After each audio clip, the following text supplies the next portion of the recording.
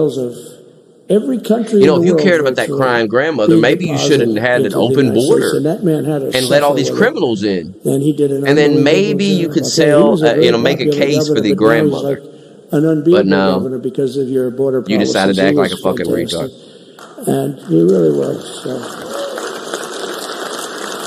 Governor Abbott is They got everybody he's a great there. man, Abbott, great leader. And they're all but there. it did make him very Some serious shit you going on. You didn't do that for politics. You did it because you wanted to do the right thing. But I tell you, it sure as hell worked for politics too. It's self-preservation. That's right. But no, because the people are demanding it. The people of Texas are demanding it. The people are demanding it all over. So anyway, so we built it, and they wouldn't let us use it. They wouldn't let the governor use it, and other governors, they wouldn't let him use it. But he was the leader of the pack and did a great job. And then we heard about a month ago that not only wouldn't they let us use it, they were selling it. They were going to sell it for 5 cents on the dollar. Now, 5 cents on the dollar then, but today it would cost more than twice as much to build because we bought it like 6 years ago. And it was just sitting on the ground, and that does not do well for the whole thing. But it was just sitting on the ground, and I heard about it, and I called the governor, and I called a lot of people, your attorney general, and here's the story. If you haven't learned anything from the Biden years, people, they were going to buy it. Then you ain't for 5 prepared cents on the for what dollar you need to or be less. doing right now. You ain't And they prepared were for. calling us up. You gotta We'll stop sell playing it their to you game. for 200 cents on the dollar. Every time Joe Biden In did other something, they words, told us it didn't happen. it will cost you twice They as didn't get much, all so it's 200 defensive and cents say, on the "Oh no, dollar." no, no." I said, can somebody explain that to a judge? So I'm not entertaining the how fake news corrupt is stories. that? You'd I'm not think wasting they'd my say time on maybe fake news stories that are we'll sell it obviously to you fake. for 20 cents. That with a few 30 minutes of cents. just looking at something, you can And not realize 200 it's out of cents. context bullshit. So they were going to buy something I'm wise for to that game. 5 cents, and they were going to sell it to us for a fortune. That's a game they've been playing for a long time. They'd have it down. So that's at not something I'm Fortune going to play. magazine, I'm going to need a little something Deal else. of the year. Okay? Sorry, guys. I'm going to need a little You buy something else. like that, but it was so corrupt. And Because that so ain't going to do it horrible. no more. And I've been when we telling y'all told for that to the months. administration, they didn't care. I'm done they with just that kept shit. going forward. They couldn't care less. Leave all that shit in And they kept 2024. going forward. Leave They all that knew shit with that they were Biden. trying to sell it back to us. They would have sold it back to us. You would have ended up buying it. You would have paid probably 50, 60 cents. Who knows? But they were going to use it for scrap metal, but then they made a much better deal. They could just buy it and sell it. Clowns got to realize. 15, 20 times what they paid. The racist, the Nazi stuff, that's a dead fucking horse. And Give me a break. we wouldn't let it happen. And I seen that motherfucker on Twitter. I swear to God, the other day they were saying Elon shields for Jews and shields for Israel. Now they calling him a Nazi. Which is it, man? Damn. And then I get on here and I go, you got a great attorney. I say that, right? Now that makes total sense what I just said. You gotta be real retarded not to understand what the fuck I just told you. Actually became incensed. And one day you're saying a man is shilling for Israel. So he stopped. And then the next day you're saying he's a Nazi. That don't make no damn sense. And then people say retarded shit in response to that. And then I realize they're just retarded. Trolling or retarded, pick one. And I'm done with all that. Y'all can't have a serious conversation about nothing. Damn sure can't have a serious conversation about some fake ass story you want to bring up. We'll do this with the wall. That's the reality of it. Sir, the wall is going up too fast. We can't take it. We just can't take it. No. Motherfuckers want me to come back and go hard at this shit, but they don't make it entertaining for me. It's the same boring ass horseshit, fucking shit. It was a great decision by a great Texas judge, right? And it was beautiful to watch. He stopped them right in their track. I mean, they were literally loading this stuff onto trucks. It was terrible. Honestly, it was terrible. And he wouldn't take it. So I'm so glad I mentioned that they have a really good governor in Texas. And I swear, I didn't know he was here. I swear to you, it sounds like a setup. I didn't know you would end. Did I get lucky? I said the right thing. Because there have been moments when I wasn't so happy with him, you know? But not too many, I can tell you that. So anyway, it's good to see you too, Governor. Great. But I just want to thank everybody. You've been incredible. I recognize so many of you. It's so crazy. But this has been a long journey. This was a journey that started in 2015, probably started 20 years before that. People used to say, you're going to run for president? You're going to run? And I always said, no, I don't want. And then one day I said, let's give it a shot. And what I talked about then was the border, too. I think it probably was the number one issue for me. Back in 2015, 2016, I talked about the border. And now I talked about the border, but this border is much worse. We fixed the border. It was totally fixed. There was nothing to talk about. 2020, by the way, that election was totally rigged, but that's okay. It was a rigged election. You know the only thing good about it? It showed how bad they are, showed how incompetent, and frankly, historically, this is a much bigger event. If that would have gone like it should have. The bad thing about it is some bad things happened, like a lot of people in our country that wouldn't be in our country right now. So, you know, that's the all I ask, and I've said this many times, is you got to make sense. It started in 2015, and right from the beginning, we went to the top. Day one, it's so key. They announced Trump, and Trump went to number one and stayed there for the whole primary. And then we took on Hillary. She didn't look too happy today. We took on Hillary. Get out of whatever you're in. A nice person. But we took on Hillary, and we defeated Hillary. And how are you doing in there? And we did much better the second time in 2020. You know, we got millions more votes. We got millions, like 10, 12 million more votes than we did the first time. No president has ever gotten that many more votes. I got like 9 million more than anybody else had ever gotten. And they said we lost. And because of that, I said to Melania, what do you think? And she said, you want to do this again? And had we lost, and had I thought we lost, I wouldn't do it again, because that's like the ultimate poll, right? But I knew how well we did, and this time we made it too big to rig. It was so big. They tried like hell. But they tried to do it, and around 9:02 they gave up. Last time they did bad things. At this time they Bring just what said, up? yes. You know, I don't know if you saw Mr. Speaker God, give it a in rest. Washington. I'm done with the Elon thing, Their brother. placards, they were all set to march. They thought it'd be closer. When I say stuff and I make the case, I'm done with it. You know what I mean? Y'all control and play. I don't care about all that. I said, that's old news now. I done debunked that. Did dismiss that. That's done. Angry at the whole polling system and at the writers, the fake news. And if you think that I pulled up some edited clip, like you're delusional, bro. Like if you think that I pulled up, like I knew that video, edited that out for whatever reason, if you think I watched that before, you're so far gone, I don't know what to tell y'all. For real. So they would discard that one, and they didn't show that. And we've all seen it. We know what the fuck it is. The vote came, and it was much different, much higher than we're going to win. But they really thought they couldn't believe. Nobody gives a shit. It was so much higher. We won all 7 swing states. We won the popular vote by millions of votes, which is hard. If you can explain to me why a Nazi would regurgitate Israeli propaganda, I'm all ears. I'm all ears on how Elon Musk was basically a Jew. I see him call him a Jew all the time. So I think he is a Jew, actually. He might actually be a Jew. I'm just so bored, guys. I mean, it's just like you guys are just boring. Like the shit y'all want to talk about is so retarded. You don't come in here and go, man, they confirmed all of it, all the crimes with Fauci and Biden. Wow. We got confirmation today. That's all true. These people should all be in prison, but now they use the presidential pardon power in the most unprecedented way. I mean, it's literally historic what went on today. And you guys are focused on bullshit. It's sad, really. It's why this country can't get better. Because they still got you, bro. They still got you all, like, mind fucked by Nazi shit. Like, you think you see Nazis around all the corners and shit. Ain't no Nazis, man.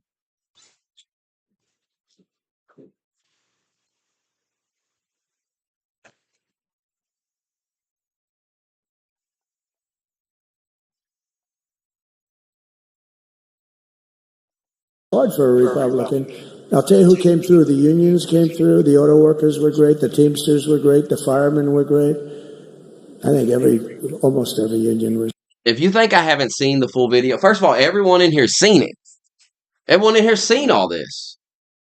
This is what I mean, like pretending you haven't seen something, playing games. It's just silly to me. Like we've all seen it. This is what I mean. Like this is why ultimately I'll just get bored with streaming, bro, because it's so fake. There's such a fakeness to it. This is why I didn't want it. This is exactly why that I just don't care about it as like I used to, because it's like it's just so silly to me. So silly to me. It's silly to me to have such historical shit go on today and then get on here and see what my low IQ following wants to talk about. That's fucking sad, really, when you think about it. It's really sad. And then they pretend like I won't talk about it because of what? The delusions are crazy, bro. The delusions people have, and it's insane. These are moments in life that you witness that you realize, like, wow. People are in their head so much. It's crazy the things they believe. Smokey pulled up an edited clip. He did it on purpose. He watched that before. He's trying to cover for Elon. It's oh my god. Oh my god. It's the dumbest, gayest shit, bro. It's the most retarded shit, bro.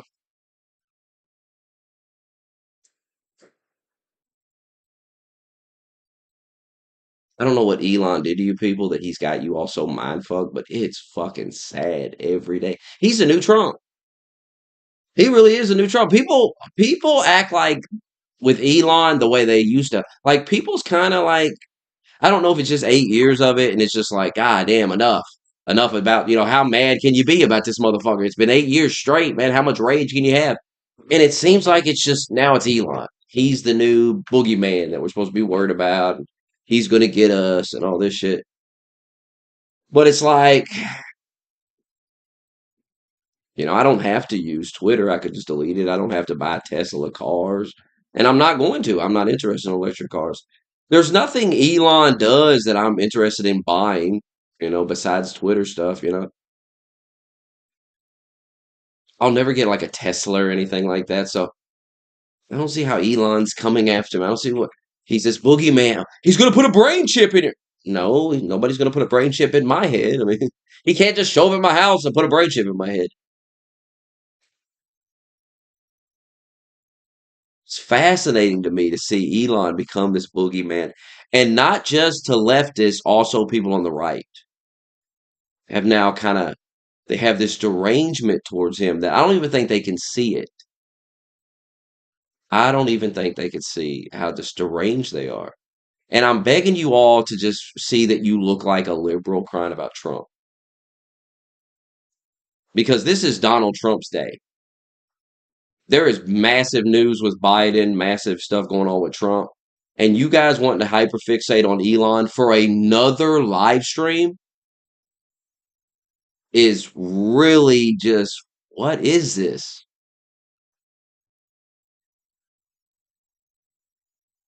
Elon is not that important that you guys should be so fucking hyperfixated on this every day. Trump's the president, not Elon, bro. I'm just noticing like there's a lot of this is what ultimately made me like realize people were lying about Trump. It's like people were just so hyper fixated on fucking Trump. And if you said anything positive about Trump, if you said anything, oh, you dick riding Trump? Well, you on his dick so fucking much. Why are you lying for Trump? Why are you doing this? What? And you're just like, what? What the fuck is wrong with these people? I'm just telling the truth. I'm just telling, or giving my opinion. Like, fucking relax. You see the same thing happening now with Elon Musk. I see it every day now. Where if you don't agree with people, they're like, oh, y'all got to stop pretending. Just because people don't agree with you doesn't mean that they are fanboying somebody or anything like that. Perhaps they just don't agree with you, especially when they spend 20, 30 minutes giving you a detailed reason why they don't agree with you. It's not just well, whatever. That's fanboying where there's no reasoning. There's no you're just fanboying. There's nothing to fanboy here. I'm not known for fanboying. It's not something I'm known to do. See, I've been around for a while. And what I've decided this year is that it's time to demand respect. It's time to stop entertaining people talking to me, talking to someone that's not here, a person in their head, the smoky dog that they've created in their mind. I'm done with that. And we'll slowly be purging it out of here over the next couple of months because it has to go. It's run its course for me. It's quite fucking retarded, quite frankly. I've just proven myself too many times. I've went after Trump. I've shit on him. I'm sure I've shit on Elon Musk before. I've shit on damn near everybody. So this idea that I have some type of allegiance and I'm unwilling to call someone out or something because I'm a fan of them or something. It's just there's too much proof that that's just not true.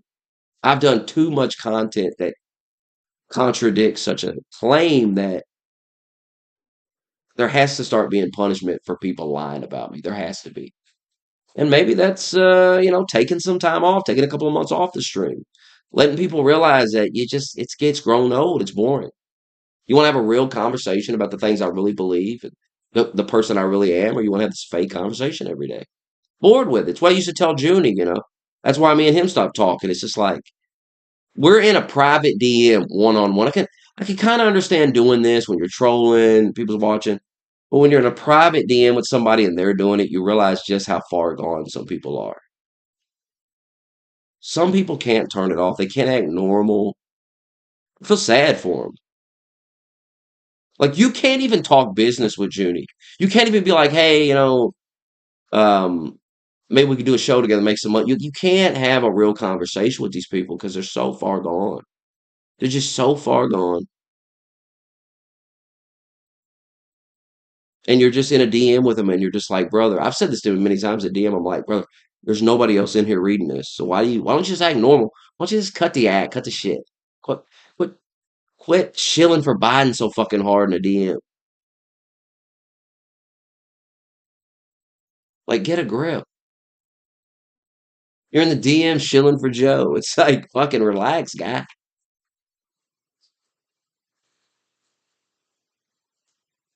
Like, when people lie about something in the news and they know that you know they're lying, it's so weird to me. It's like, brother, it reminds me of my marriage.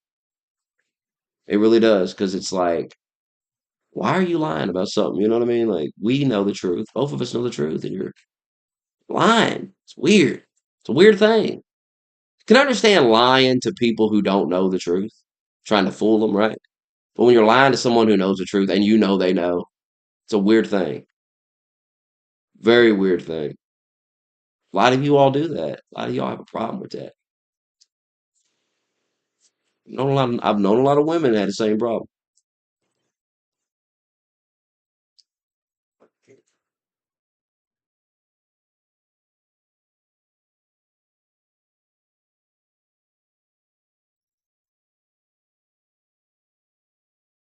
It's insulting to pretend that I didn't look into the Elon thing, to pretend someone like me didn't look into that, didn't watch the video, and it's not being objective about it. It's insulting, and I'm done with it. When have I ever not been objective? When have I ever got on here and just been bullshit? Like, no, that. When you first see it, it does look weird. You're like, what was that? But then when you go watch what he's actually saying, the words coming out of his mouth before he does it, you're like, oh, okay. And you realize Elon's a little fucking, on the spectrum. He's a little out there. He's not, he's not a speaker. He's probably not meant to be on a fucking stage or anything, give a speech, something.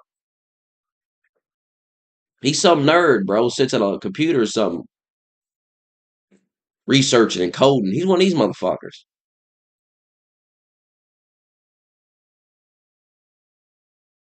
And you watch it and he grabs his chest. Says something about giving his heart to the people. And then he gives his heart to the people. Why would it be a Nazi salute? I'm going to ask you this. Why would it be a Nazi salute? See, now you want to waste our time. So let's waste our time now. Why is it a Nazi salute? What makes it a Nazi salute?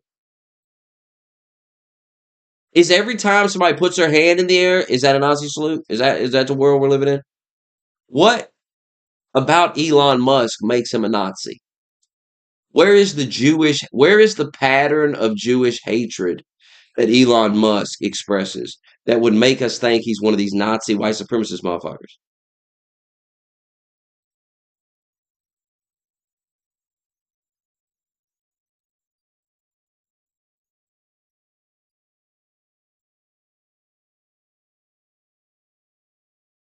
So you gotta have answers for these things.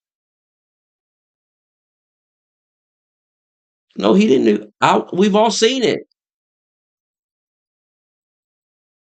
We've all seen it. Pull it up right now.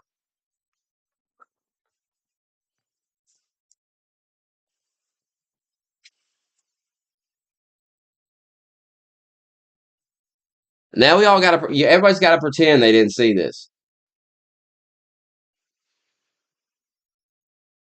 My heart goes out to you. My heart goes out to you. All right, now watch. My heart goes out to you. Grabs his heart, waves to the crowd. Now you can pretend that that's a Nazi salute, which is what you're doing. You're pretending that it's a Nazi salute. Okay, I disagree. Now you tell me why it's a Nazi salute. I'm saying he's grabbing his chest. My heart too, he's waving to the crowd. Now you make the case for why it's a Nazi salute. Remember, though, the other day y'all were saying that he was in the pocket of the Jews. Now he's a Nazi. I want you just to keep up with your rhetoric, because please understand, I remember everything you say. I'm going to remember what you said the other day. Y'all was sitting on Twitter all day calling this guy some Jewish fucking... He's regurgitating Israeli propaganda. He's a puppet of the Jews. Everyone's a puppet of the Jews. Y'all think I don't read Twitter? Y'all think I don't read what y'all say about people? Then you do a complete 180 on them? Like, what the fuck? You can't be a puppet of the Jews and a Nazi at the same time. What the fuck, man? Unless we're doing something that the 4D chess, the Nazis are the Jews. Everything is the Jews. Even the Nazis are the Jews. It's all Jews.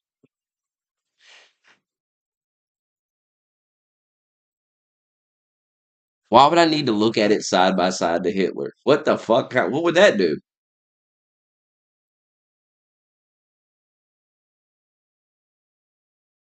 My heart goes out to you. I grab my heart and then I wave to the crowd. Almost like I'm grabbing my heart and throwing it out to you. You can't see that?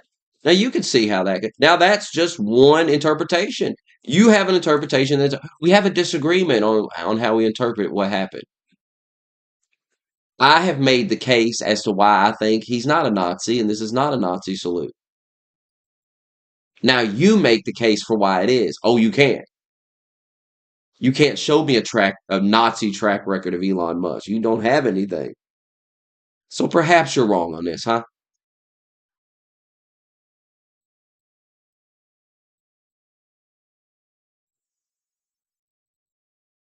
By the way, how retarded are we pretending I wasn't going to show this? My heart goes out to you. My heart goes out to you.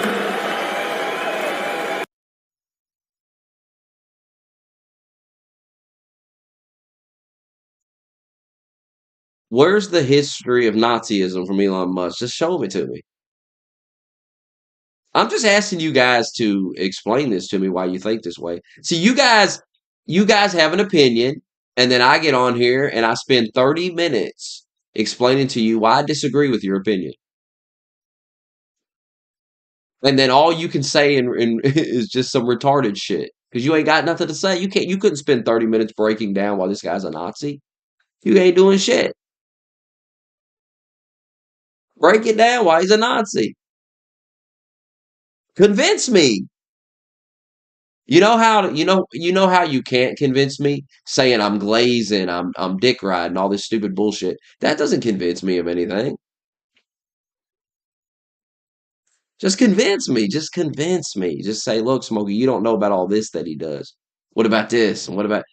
Make a case of Nazi history, Nazi behavior. Maybe he retweeted some things, and you can make a...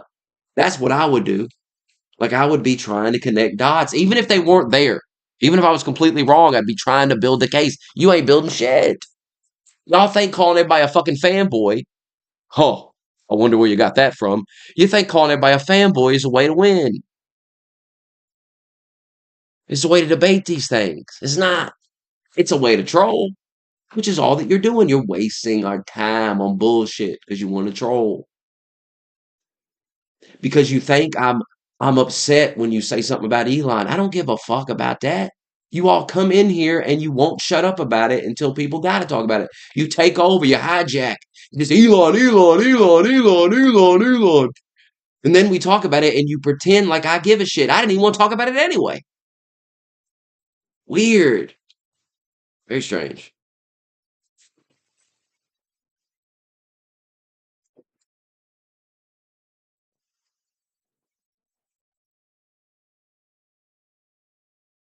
No, it's not a Hitler salute. You cannot make the case. All you can do is say it's a Hitler salute. That's what it is. Okay, based on what? How am I doing mental gymnastics? See, that's what I'm saying. You guys say all this stuff, but once again, when they talk about Smokey Dog, one thing they do not say is he's a guy that does a lot of mental gymnastics. No, no, no. Very blunt and to the point. So there is no mental gymnastics. I'm not jumping all over the place. I do not think Elon Musk is a Nazi. So when I see this, I go, well, it's not a Nazi salute. So what was he trying to do here? Oh, he's grabbing his heart and wave to the crowd. Oh, it's not a wave. How is that not a fucking wave?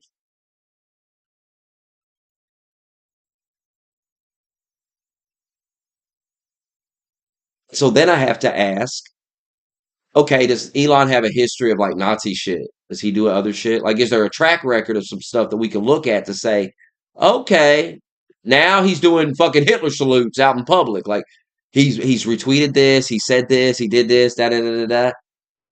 And yeah, that was a little weird, but this, now we got this. Now we got this to go with it. If there's not a history of it, why would I assume it's some Nazi shit? Why wouldn't I assume it's just him waving?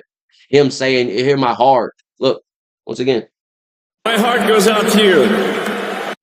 My heart goes out to you. So grabs the chest real hard. Almost look at him. Grabs that chest. My heart goes out to you. My heart goes out to you.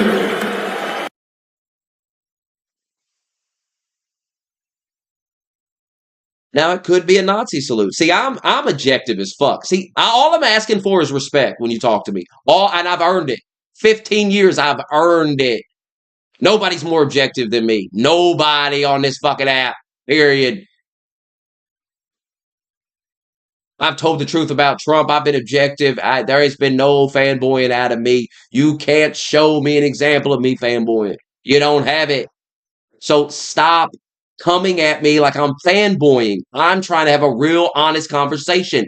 Convince me that that's a Nazi salute. Show me the history. Once again, everybody keeps it. You want to talk about ignoring? You people ignore things that I say because you don't have an answer for them. He was on Twitter the other day pushing Israeli propaganda, talking about Hamas. He's clearly on the side of Israel. How is that Nazism? How is that an Adolf Hitler supporter? I thought those people hate Jews. I thought they hate Israel. He was on Twitter the other day pushing propaganda about the war in Gaza from an Israel side. He was pushing their shit. And people was mad at him for it. Calling him a Jew, saying he's in bed with the Jews. Read it the other day. Seen it with my own eyes, y'all doing it. Now here we are a few days later. He's a fucking Nazi. I'm not going to talk anymore about this until you all stop ignoring these points that poke holes in the bullshit you want to push. How many times we see somebody put their hand up and they're a Nazi? Just because you put your hand up don't make you a fucking Nazi. Show me the history of Nazism. Don't got one. Y'all not good at making the case, man.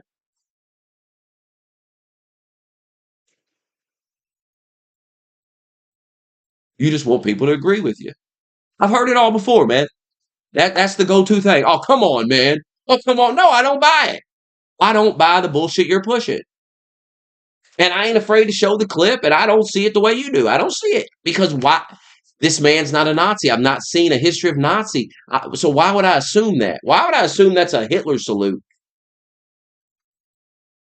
What has Elon Musk done that makes anyone think he's a Nazi? Nothing. There's nothing. I'm sorry, I don't hate Elon Musk. I don't have a hatred for him. So I'm just gonna be objective. I didn't like Joe Biden, and I thought I was pretty objective about Joe Biden's presidency. I thought I told the truth about him. I debunked fake stories that the right wing pushed about him, shitting his pants and stuff. So my track record only gets better by the day if you actually pay attention. Now, if you live in a fantasy world, that's your problem. People that actually watch know the track record.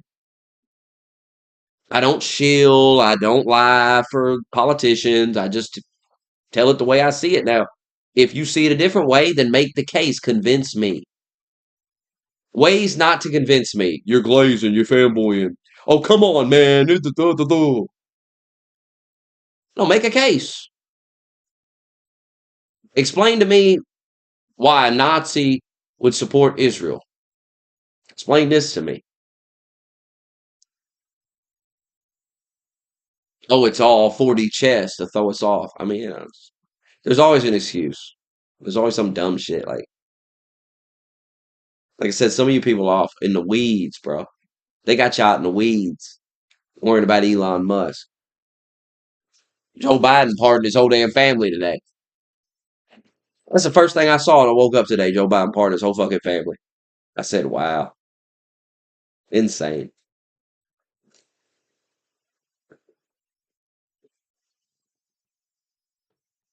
Once again, Benjamin, I have addressed everything you've said at least 5 or 6 times now, and I'm done. You don't want to have a conversation. You're not, that's what I'm saying. It's boring. Real conversations are entertaining. Fake ones are boring. Troll conversations are boring.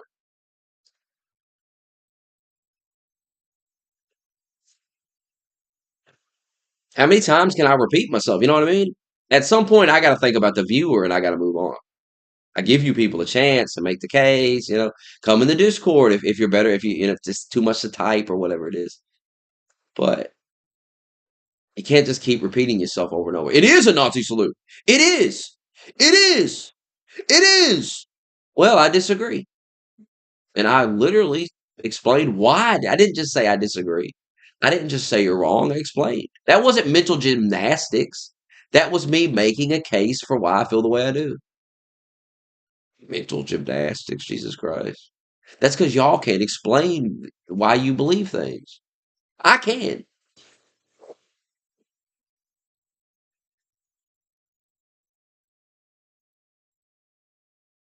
I mean, certainly not the best motion to make, but he's a little autistic.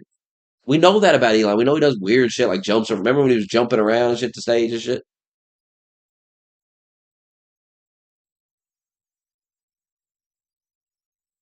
I haven't seen a history of Nazism from Elon Musk.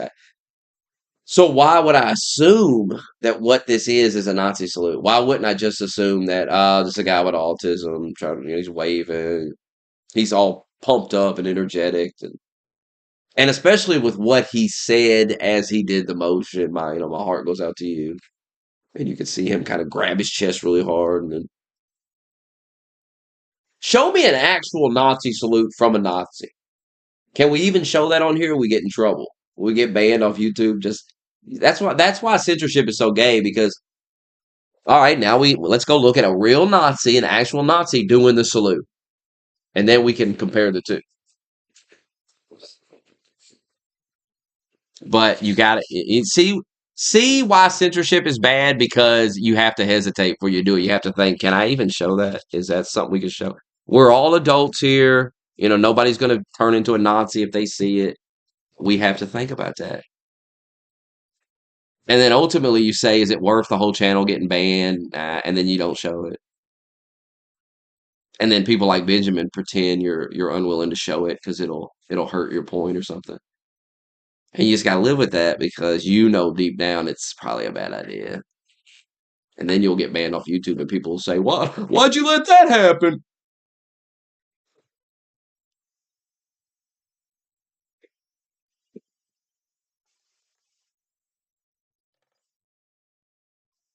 I'm gonna look at it on my phone.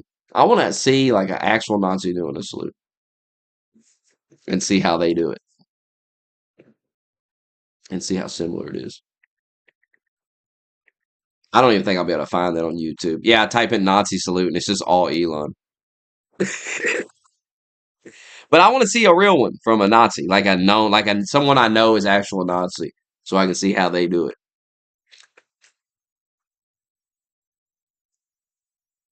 Sorry, I'm not an expert on Nazi salutes. I don't sit around all day paying attention to it.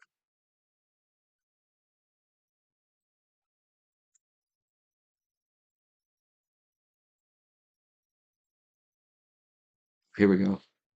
And they got Queen. Buckingham Palace wants to know who leaked a video from Queen Elizabeth's family archive. They got Queen Elizabeth doing it as a kid. Look at this crazy shit. Black and white video showing the Queen as a child.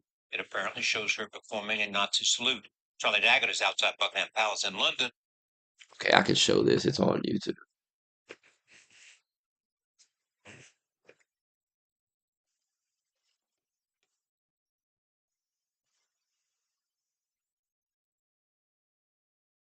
You shouldn't even have to think about these things.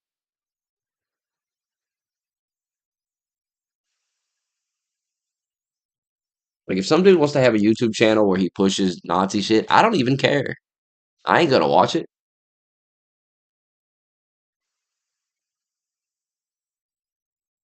It's weird too because I just think the leftists can't handle it. I don't know. Nazis don't have good ideas, but I think if you put their ideas up against leftist ideas, their ideas look better. So leftists just can't, you know what I mean? And leftists just instead of going, let's change our beliefs, let's adapt, they can't. Like cutting off your kids' genitals and all that shit. When you put stuff like that up against like Nazi shit, that Nazi shit's going to be more appealing. That's why the Nazi shit, you're seeing more of it and it's catching on because the left is so. That doesn't mean you should become a Nazi because that's bad too. But the left is so bad that you got these young kids and they're like, well, maybe we were lied to about Hitler. I understand it perfectly why they think this way. It's like maybe we were lied to about Hitler. These people lie about everything else, so they probably lied about Hitler. And it's like, I don't know about all that, man. Maybe you're getting in the weeds, man. You're getting off the deep end with this. But I can understand why they're there because they're young and they're coming into a world where it's like obvious everyone's lying to them. It's obvious, so obvious. Joe Biden did great damage. These people talk about like, how the right wing and Trump is pushing Nazism. That is not true. It's actually them that's pushing it. It's these people that actually cause it to grow. Because like I said, they push these awful ideas and it's extreme and the extreme is almost mainstream. It's supposed to be on the fringes, but their extreme element has took over. It's the mainstream. When you're putting men in women's bathrooms, that's extreme. Your beliefs are extreme. That's a fringe thing. And people in the party should have been like, people that ran the party should have been like, absolutely not. What are we crazy? No, we can't. We're not doing that. We're not having men in the women's bathroom and shit. But they went ahead and just said, fuck it, let's do it. I gotta go to the bathroom. I'll be back.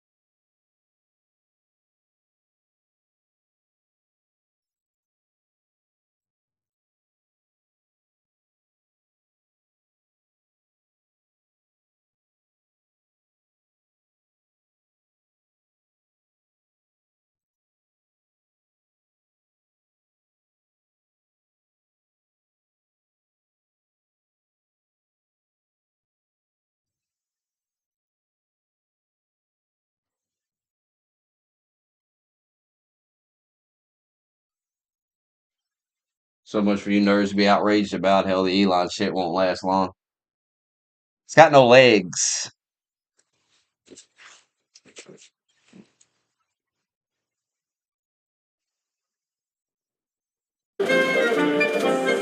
Man gave a lot of speeches today.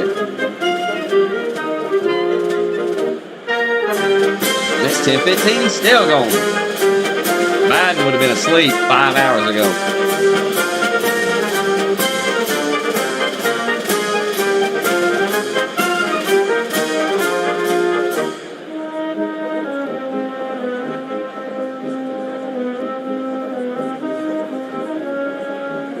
Once again, how did I do poorly? See, this is something y'all try to do, and it's just sad, really. I did not do poorly with it.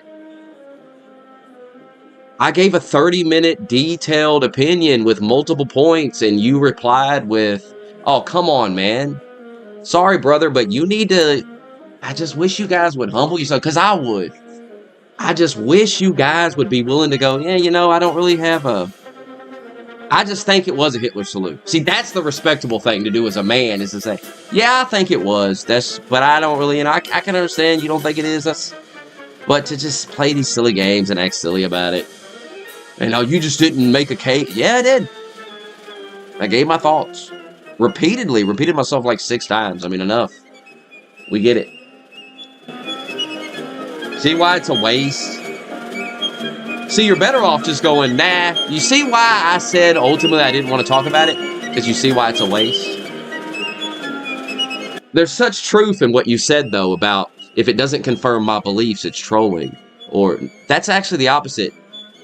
That's what you all do to me. That if I don't confirm your beliefs, that if I don't regurgitate and just go along with what you say, that if I actually spend and take time out of my day to go over why I feel a certain way and go over it point by point, you guys just pretend I didn't do that. So I'll just pretend you guys are trolling. Because can you see it from my perspective how it looks like trolling? How it's like I made a bunch of points and you just ignored them and didn't give an answer to them. And then pretended like I didn't do it. So it's kind of like, well, I guess you're trolling. I don't know. I try to have a serious conversation. Rarely works in here.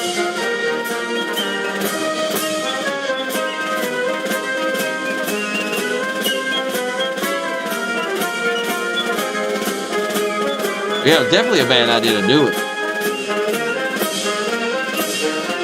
I can see how people would think that, but like I said, I don't believe he's a Nazi, so I just don't buy that explanation of it. Now, you may think he's a Nazi, and that's where we get into a deeper conversation where I ask you, hey, why do you think he's a Nazi? And you didn't have nothing to say. You don't have reasoning for why you think he's a Nazi. So my question to you would be, then why would you think that was a Nazi salute? Why wouldn't you instead see it my way? I'm asking, you must have hidden information. You must know something about that I don't about Elon. But then that's not what you say. Y'all don't have anything. You're just like, whatever. It was. You're just unwilling to. Why am I unwilling to say it? I legitimately don't think it was. Like, why would you think I'd be unwilling to say it if it was, if I thought it was? You think I'm scared of telling the truth about Elon? This is a strange thing to me.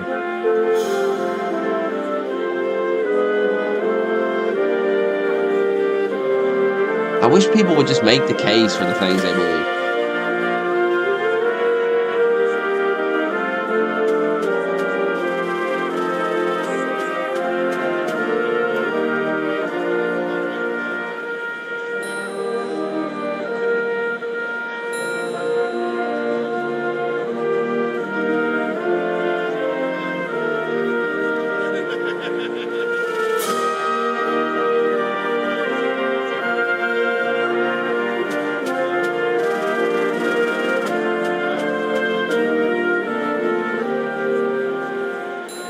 When is Trump supposed to come out here?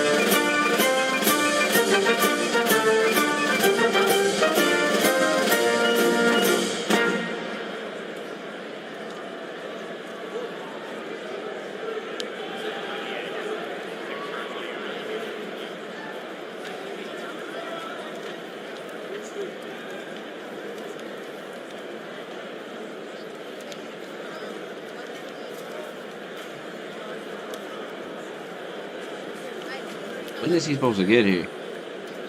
How long we gotta listen to this music? Wait on this.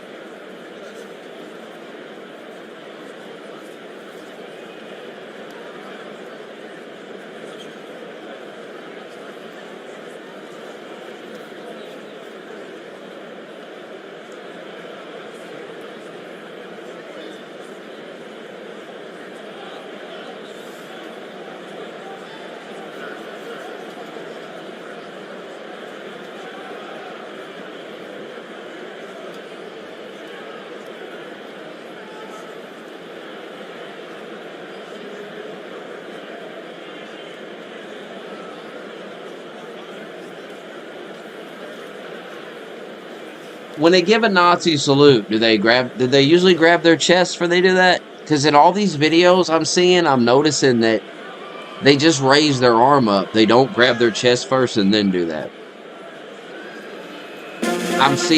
There's tons of videos of it.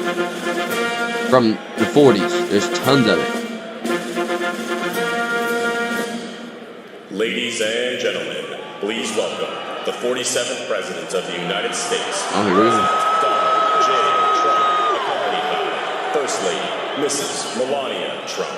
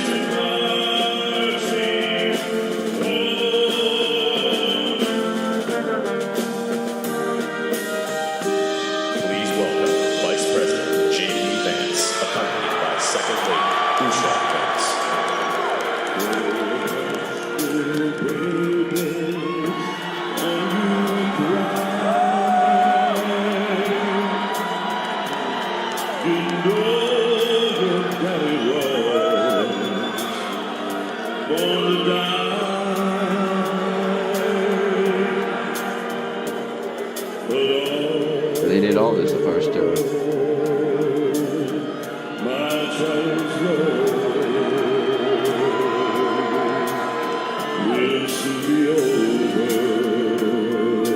I think Hitler might have did it too. Uh-oh. Yeah, they canceled all this because of COVID for Biden. Biden never got to do this stuff. I don't think. Because they had like an empty room. And he danced in with his wife. United States Marine Corps, and Petty Officer Emmanuel Gann, United States Marine.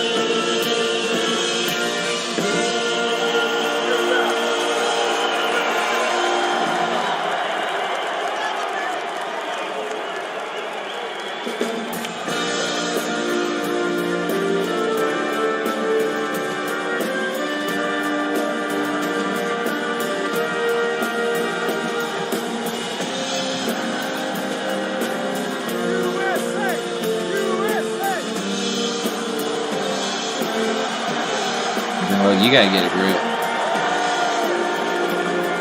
See, that's delusion, Doug. You're sitting there watching, having fantasies and delusions about what you're seeing. You're like, man, Melania wants to fuck that Marine. What's wrong with that? What's got in you, Doug? You shouldn't even be thinking about that type of shit right now, Doug. How into you?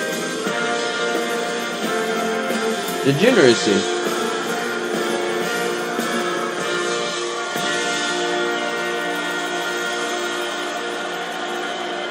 Melania Trump is a professional woman. She don't do shit like that.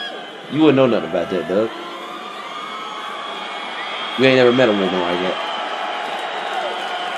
She wouldn't soil her reputation on some shit like that.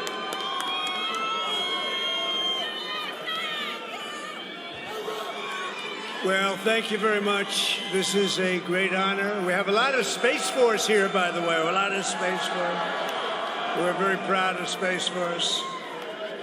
But there's nowhere else I'd rather be tonight than with some of the greatest American patriots of all, the men. Fox was fuming at that. J.D. Vance's wife. Military. Thank you He's very mad much. about that. This is They don't quite like a Indians. gathering, huh?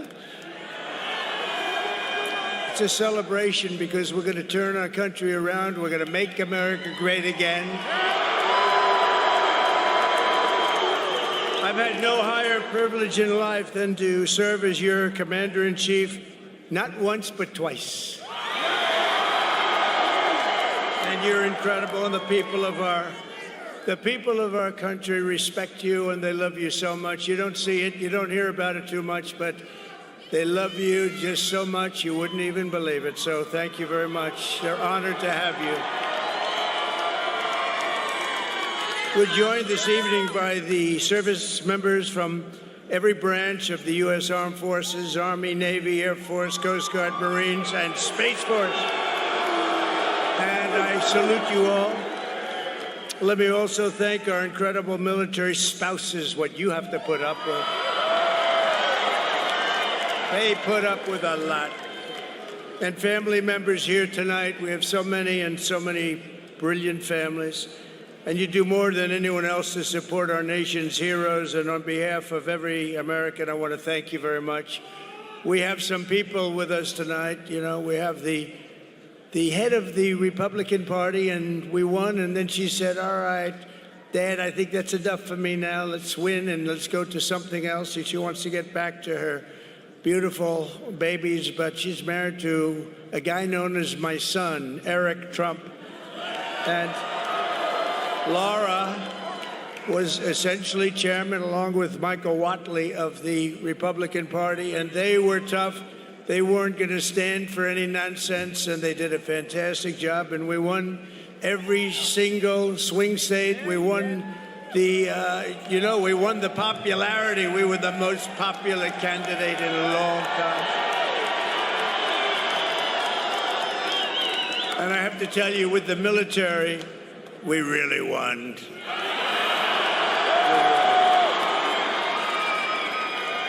I want to thank, obviously, a tremendous supporter of yours, and if I ever got out of line, she'd get me right back in line when it comes to you. Melania, First Lady, she's been fantastic.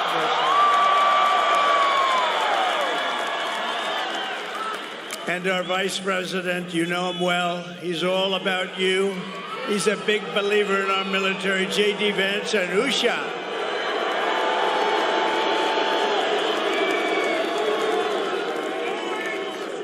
And I have other family members here. Don's in there somewhere, and Ivanka's there. Where is Ivanka? There's so many people. But we have a lot of family members. Tiffany is here. Barron was with us today. He's that tall one, I will tell you. And he's doing a good job. But today we celebrate the enduring strength and resilience of our glorious republic. And so it's highly appropriate that we also honor the men and women who keep us safe. And that's what you are. Your bravery inspires us, your service unites us, and your sacrifice and spirit protect us all. We made a little speech today. I think you probably saw it. Who did see it or hear it? Did anybody? Well, I think we said a lot, and we said more than anything else that we love you, we respect you so much, and we have a big commitment to each and every one of you. Starting today, America will be stronger and greater than it's ever been before. That's happening fast. That was a big win. That was a tremendous win. We all worked hard for it, and a big part of the reason that I won was because of my relationship with you, so we appreciate it. Under the leadership of our next Secretary of Defense, who I just saw, Pete Hegseth, who's fantastic. Where is Pete? I saw him backstage. I don't know. There's so many people. How do you find anybody in this crowd? This is a big crowd. But if Pete's around, if Pete can hear this, come on up here, Pete. But we will again build the most powerful military the world has ever seen. We're going to have it. You know, we did that 4 years ago, and then it was a little bit dissipated.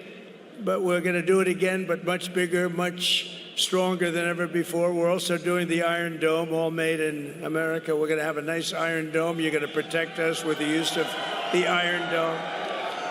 Instead of worrying about political agendas, you don't have to worry about that at all. There's only one focus: defeating America's enemies. We're not going to be defeated. We're not going to be humiliated. We're only going to win, win, win. We're going to win, win, win. And we really do have some just incredible people working with us. So I've been looking around for generals like George Patton, Douglas MacArthur, Ulysses S. Grant. His stock has gone way up in the last 20 years, wouldn't you say, J.D.?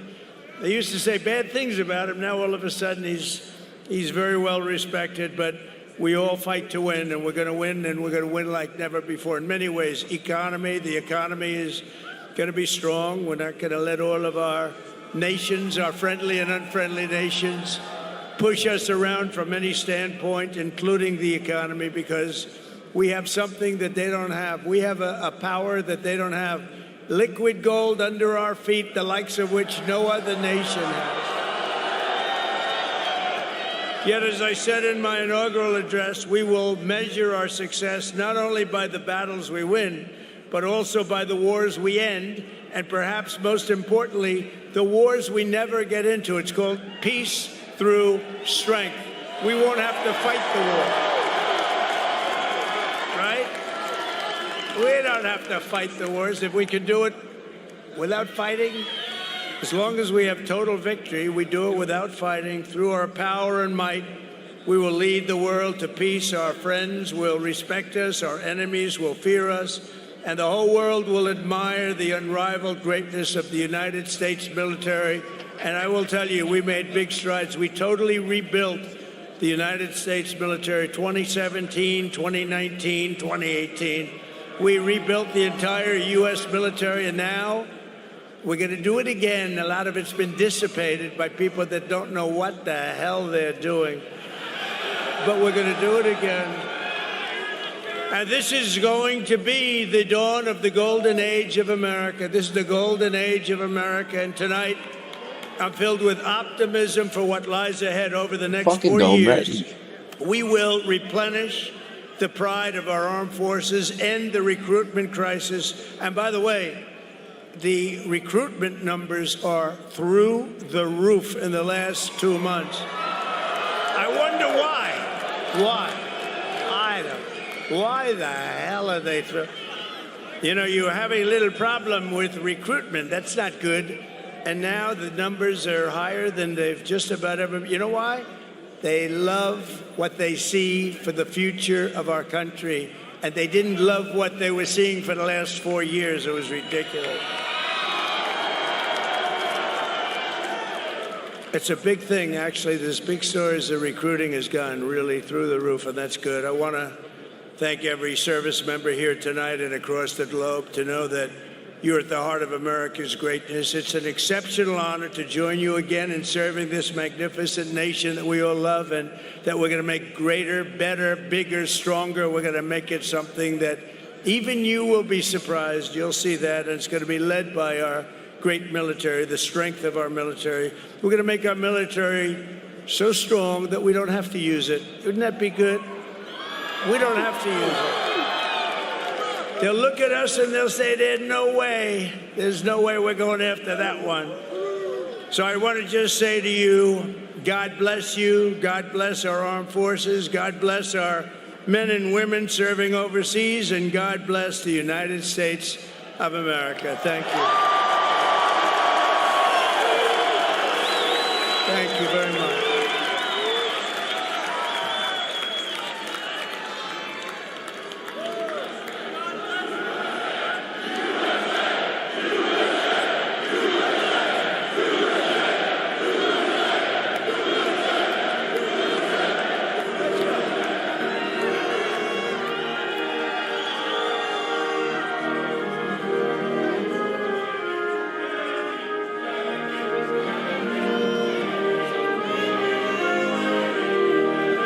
So they say we have some troops from South Korea, and I have no idea how we're getting them on this screen. I've been waiting for it for about 2 seconds. Oh, here it comes. No, that's a cake.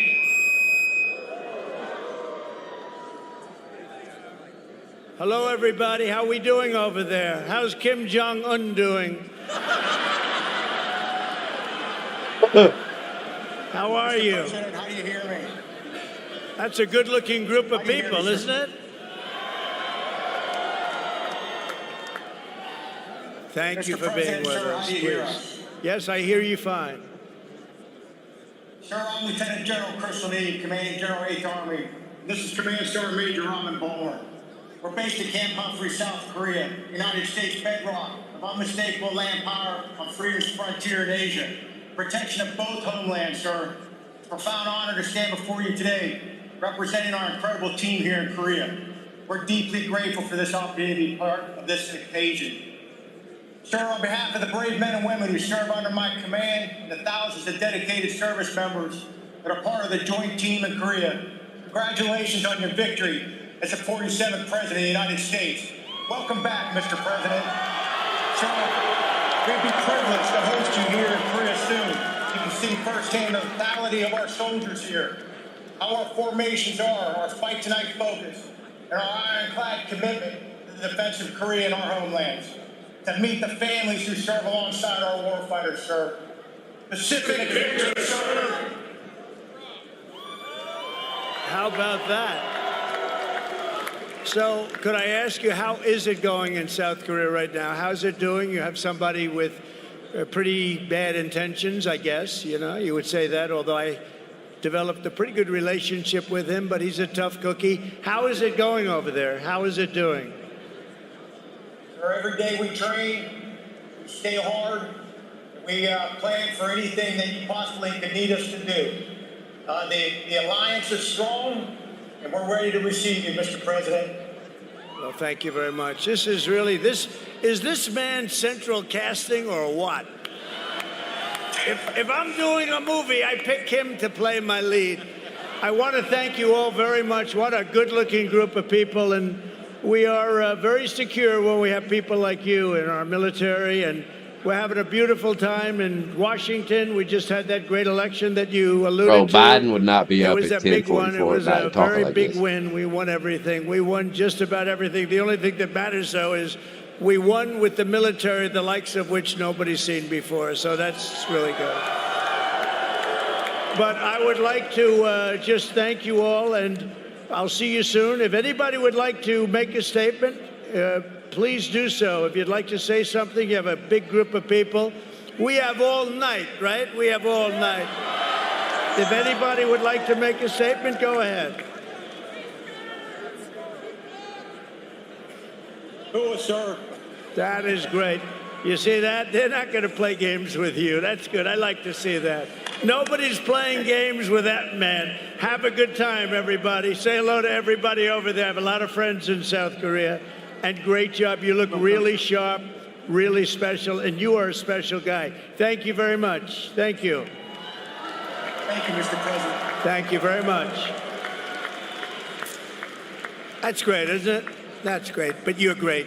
Thank you all very much. Have a great time. Commander-in-Chief, this is the ball. This is the big one. This is the first one I stopped at. I hope the other ones don't hear me say that. But this is the one. And now we're going to cut a cake.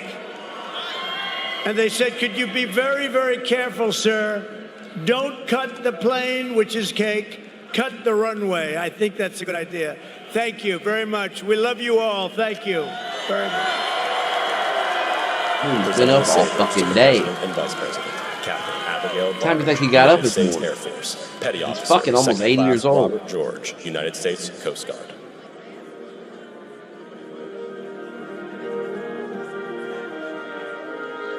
The motherfucker don't stop.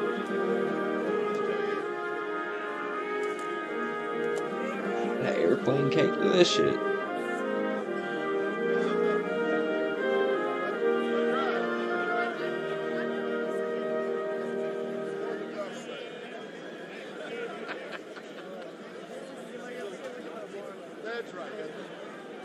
That must be the new Air Force One.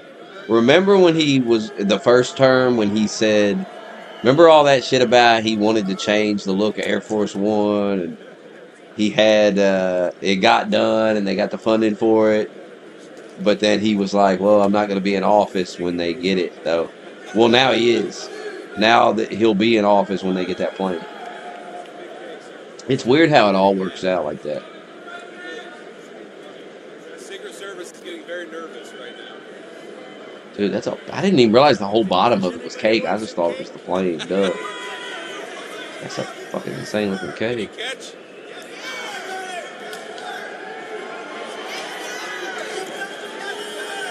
Oh, you're fucked up with pizza.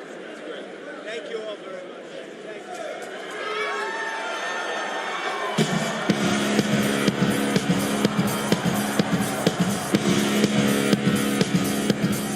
I think it is edible.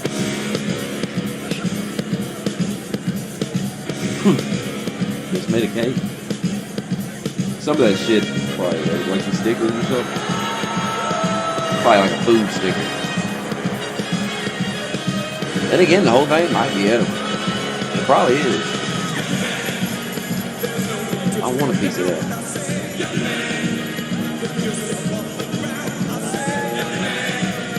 Are those real ribbons on the corner, or is that like a cake ribbon? If that's a piece of cake, that's insane. It looks like a ribbon.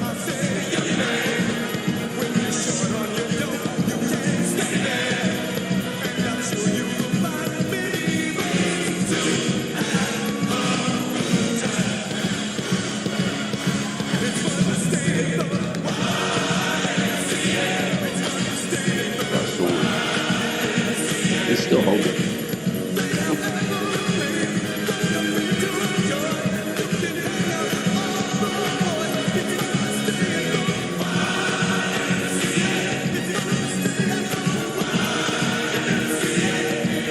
This is all just a show, though. The real shit be starting tomorrow when they start. When ICE starts going into these cities tomorrow, that's what everybody's gonna be talking about. You're gonna wake up to that tomorrow.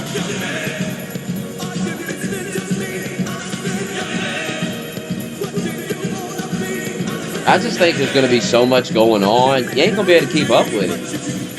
You're gonna have RFK coming in there. You got the FBI shit. You got the Department of Justice shit. You got the border shit. You got the wars. They got to pick something to be outraged about. That's what I'm saying. It ain't Elon Musk in a fucking wave he did.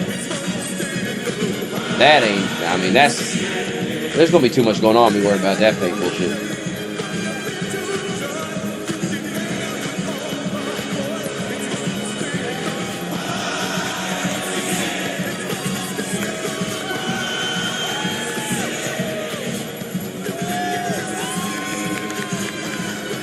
I can't believe they even did that today. That was so dumb.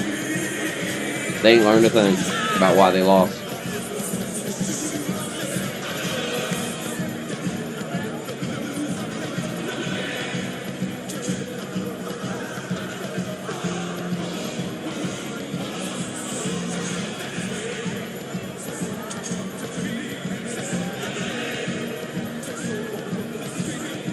Guess that's it for the night. Is that the last event of the day? Or is this motherfucker going somewhere else to talk? Man, been talking all day. I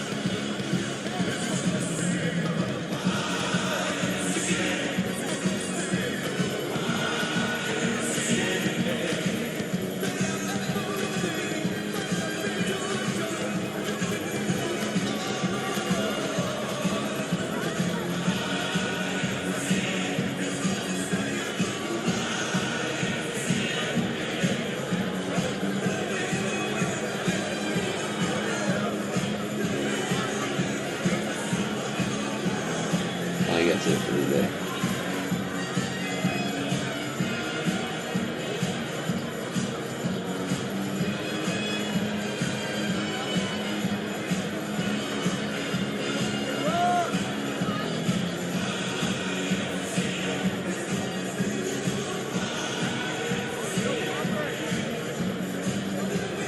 I want to watch the whole. I didn't see the whole thing where he was in the Oval Office.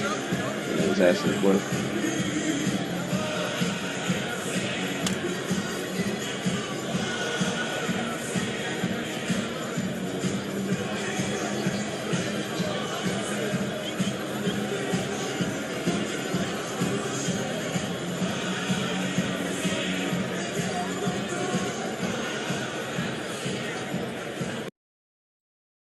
But that Village People guy loves this shit. He probably makes so much fucking money now off that old ass song.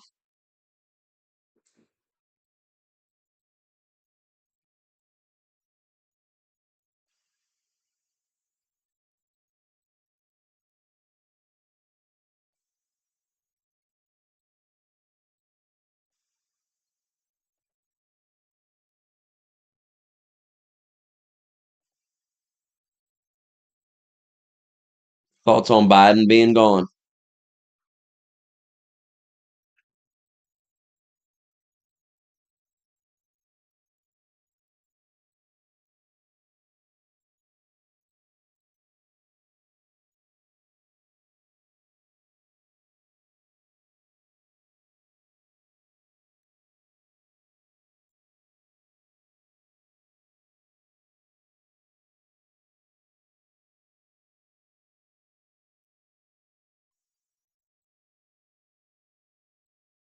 Look at how peaceful.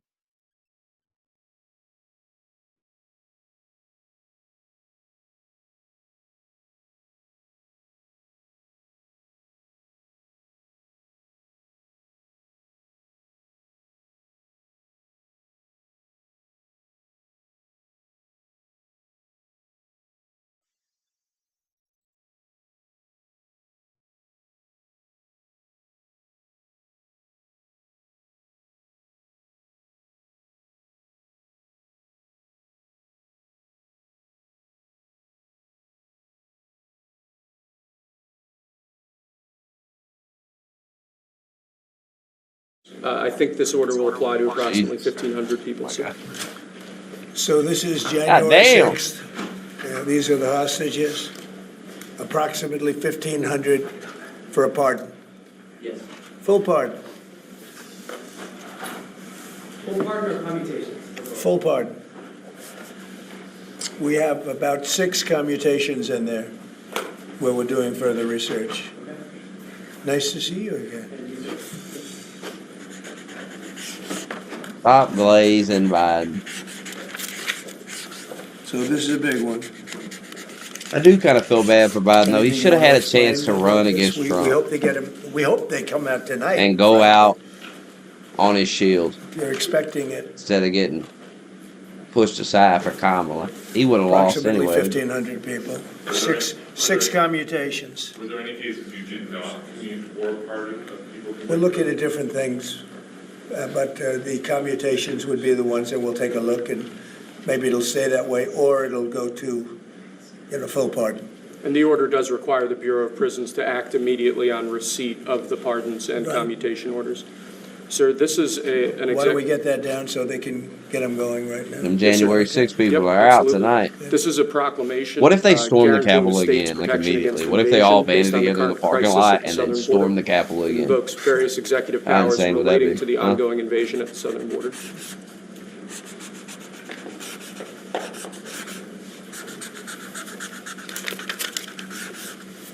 Mr. President, what makes you confident that those are not going to be blocked by the courts? I don't think they will. I don't think they can be. They're very straight up. Why don't you take that and go over here? Could you get him over here, not on the side angle? Do you mind? Just go right over here with your friends. Okay? Sir, this is an executive order realigning the United States refugee admission program. Can't think of a good thing to better Biden align, did. Can you? with American principles. You and probably American can't. That's why you're asking me. He destroyed this nation. Maybe I hope Trump can fix it. Okay?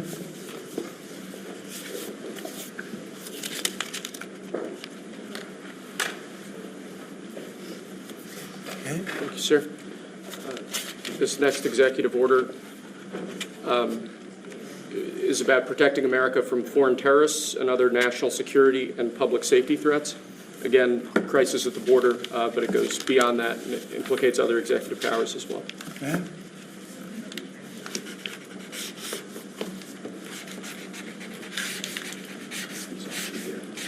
President Trump, if cartels are now going to be seen as foreign terror organizations, would you think about ordering U.S. Special Forces into Mexico to take them out?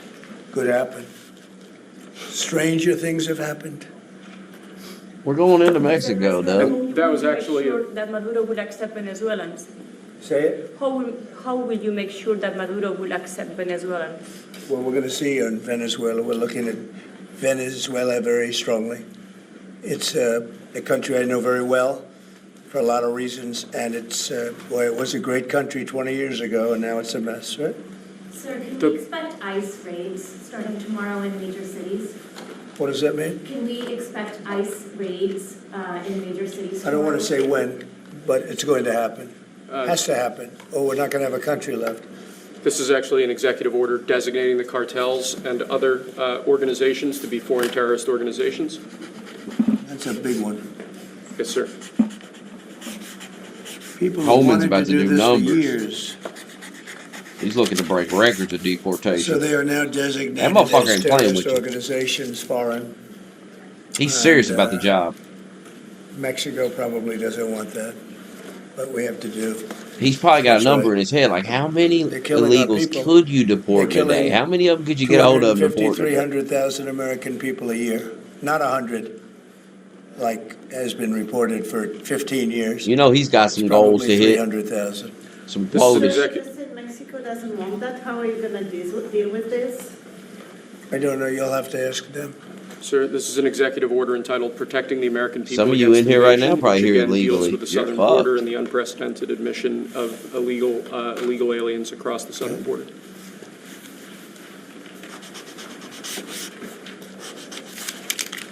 What do you see the biggest national security threat to the U.S., Mr. President? What's going to be your priority on foreign policy? Say?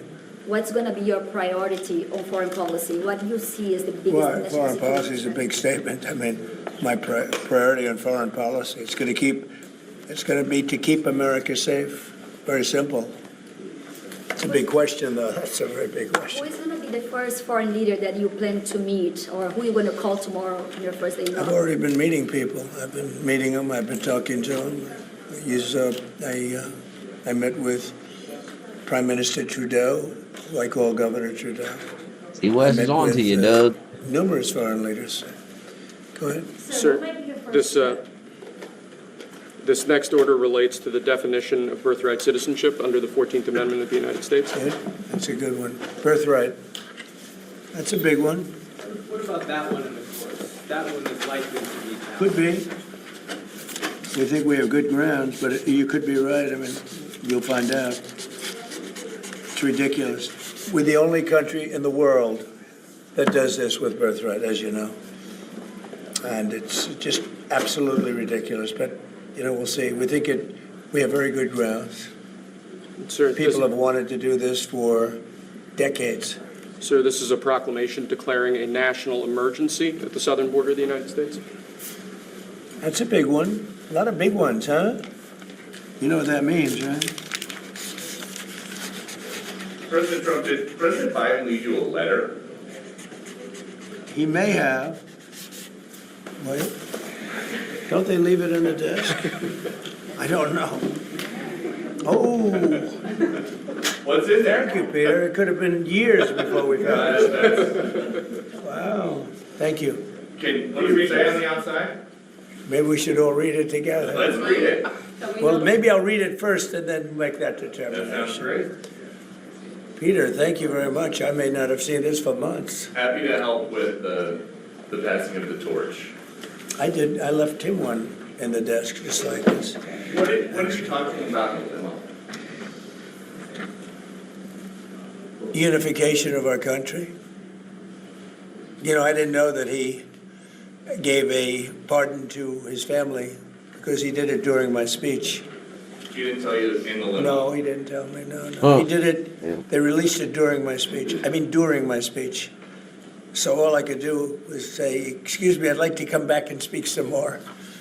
So, no, we were surprised by that. It's bad precedent, obviously.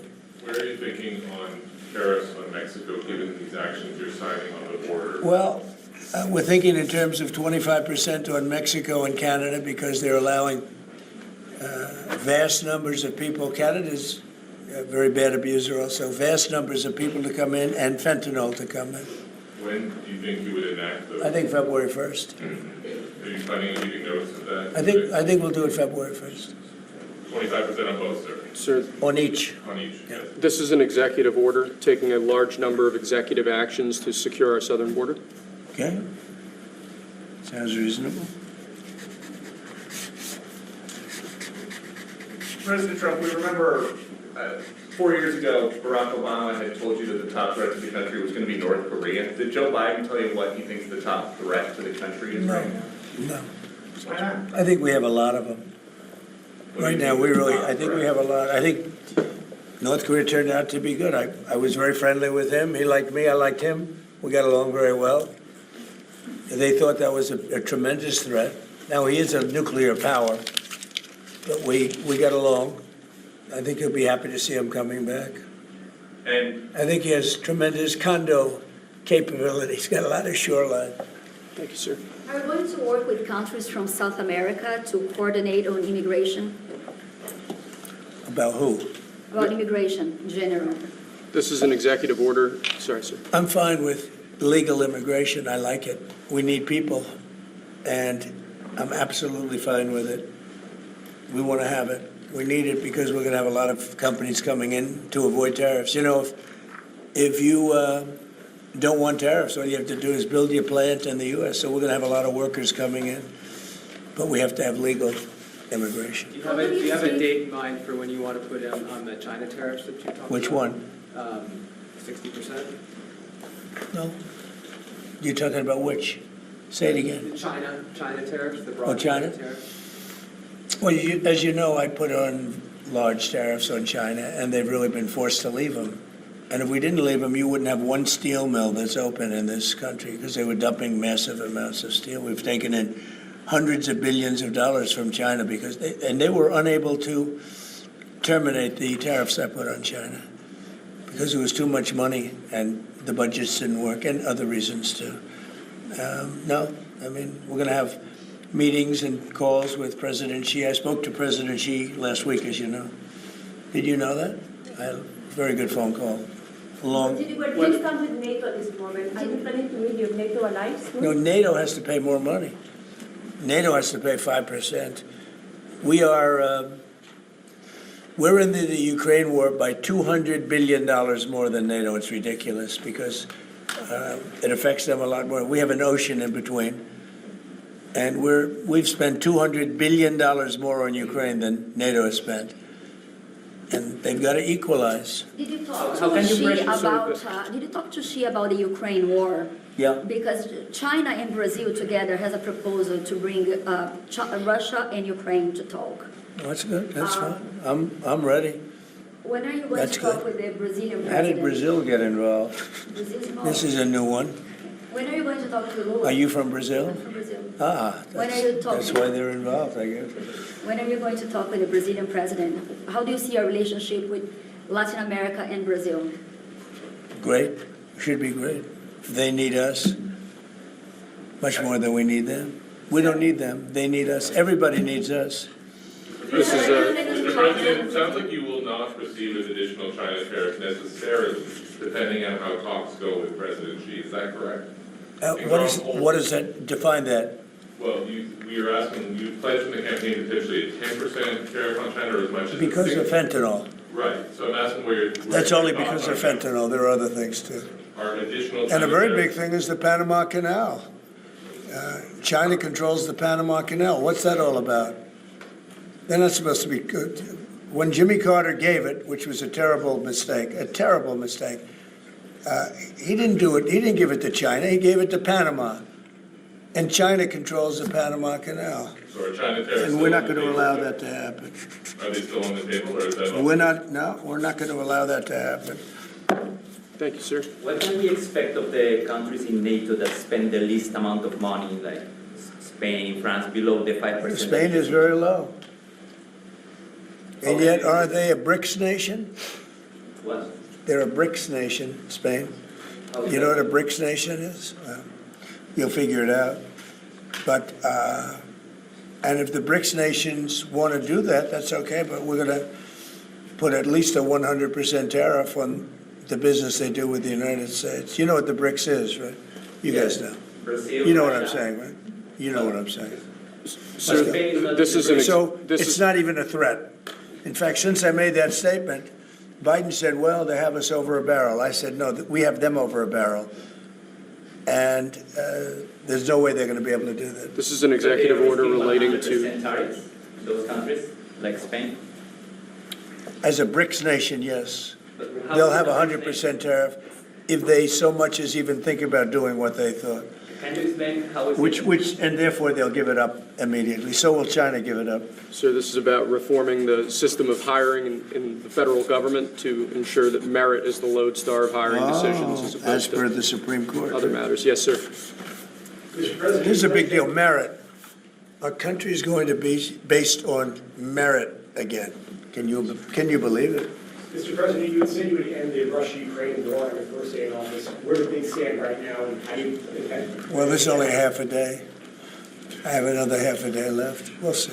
We want to get it done. This is an order creating and implementing the Department of Governmental This is Efficiency, done. known as DOGE. Okay, that's a big one. Is Elon Musk gonna get a West Wing office? No, he's getting an office for about 20 people that we're hiring to make sure that these get implemented. We have a problem in this country. You sign an executive order, it doesn't get done for 6 months. As an example, when we allowed the J6 hostages to go out, it might not be approved under the old days for 2 weeks, 3 weeks, 6 months. You know, they had a good ruling from the Supreme Court, and it's like nothing happened. That ruling was 6 months ago, you know that. And it was like they didn't have a ruling. They've been treated very unfair. The judges have been absolutely brutal. The prosecutors have been brutal. Nobody's ever treated people in this country like that. Mr. President, are you commuting the sentences of anyone who assaulted a police officer on January 6th? Well, we're looking at 2 police officers, actually, that Washington police officers who went after an illegal, and things happened, and they ended up putting them in jail. They got 5-year jail sentences. You know the case. And we're looking at that in order to give them we got to give them a break. But is there clemency in your actions today for anyone? Well, it would be a who pardon. assaulted That would be a pardon. The one I'm talking about would be a pardon. Here you go, sir. Should there be punishment for the people who assaulted law enforcement officers that day? Well, I will say this. They've been in jail for a long time already. I see murderers in this country get 2 years, 1 year, and maybe no time. So they've already been in jail for a long time. These people have been destroyed. What they've done to these people is outrageous. There's rarely been anything like it in history, in the history of our country. And even people that were aggressive, and in many cases, I believe they happen to be outside agitators, but, you know, what do I know, right? But I think they were outside agitators. There were outside agitators involved. And obviously the FBI was involved because Ray admitted the FBI was involved. Didn't he say 23 people indirectly or directly were involved, and it was then 26? That's a lot of people. Now we got to take care of these people have been treated so badly. It's never happened before. What happened in Seattle where they took over a big portion of the city? What happened in Portland where they burn down the city every day and people die? Nothing happened to anybody. But they go after these people violently. I mean, they're still going after brand new people. They found somebody else with a picture. There's never been anything like this. And you know, it's almost 100%. Think of this. Almost 100% of the people are convicted. 100%. It's Washington, D.C. People go into a trial and they say, oh, I have a wonderful lawyer and I didn't do anything wrong. And they end up in shackles almost immediately and jail. No, we're not going to let it happen. About Greenland, we have shown interest in buying it, but is there any other option that would satisfy you? About what? Greenland, instead of buying it. Finland? Greenland. Oh, Greenland. Greenland is a wonderful place. We need it for international security. And I'm sure that Denmark will come along. I think it's costing them a lot of money to maintain it, to keep it. The people of Greenland are not happy with Denmark, as you know. I think they're happy with us. We had representatives, my son and representatives went up there 2 weeks ago, and they like us. So we'll see what happens. But Greenland is necessary, not for us, it's necessary for international security. You have Russian boats all over the place. You have China boats all over the place, warships. And they can't maintain it. When are you going to be talking to Vladimir Putin? Who? Do you plan to meet President Putin, sir? I'll be meeting with President Putin. When do you plan? I don't know. I can't. It's being set up. What your first trip for that might be, sir? So the first foreign trip typically has been with UK. But I did it with Saudi Arabia last time because they agreed to buy $450 billion worth of our product. I said, I'll do it, but you have to buy American product, and they agreed to do that. They bought 450 billion. It was the least reported story I've ever been involved And in. now, where are you planning to go now? Well, I don't know. If Saudi Arabia wanted to buy another 450 or 500, we'll up it for all the inflation. Mr. President, you say you were going think to I'd end the probably go war's first day. How do you plan to end the Ukraine war? Well, we're going to try and get it done as quickly as possible. Do you want to push Israel and Saudi It should have Arabia? never started. You know, the war with Ukraine and Russia should have never started. It would have never started if I were president. Will you push Israel and Saudi Arabia to normalize relations? I don't think I have to push them. I think it's going to happen, but maybe not quite yet. But they'll end up being in the Accords, the Abraham Accords. President Trump, I think Saudi Arabia will end up being in the Abraham Accords. This year? Could be, but soon. Not in a very long way. Oh, look at that! It says TikTok. My! What is that all about? It's actually First, we have crazy there's Alaska, a sir. window This is an behind executive order relating the to desk of the unleashing president. Alaska's potential as an energy reservoir for the entire nation. And what about Anwar?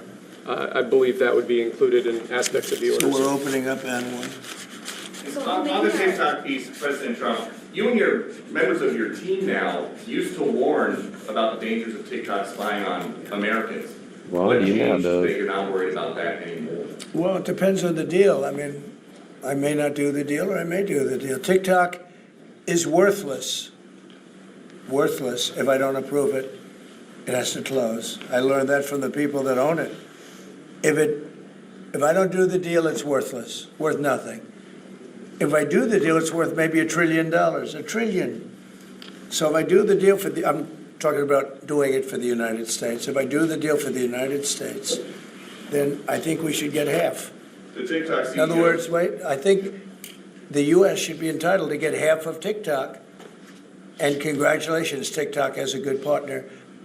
And that would be worth, could be $500 billion or something. It's crazy. The numbers are crazy. But it's worthless if the president doesn't sign, then it's worthless. If the president does sign, it's worth maybe $1 trillion.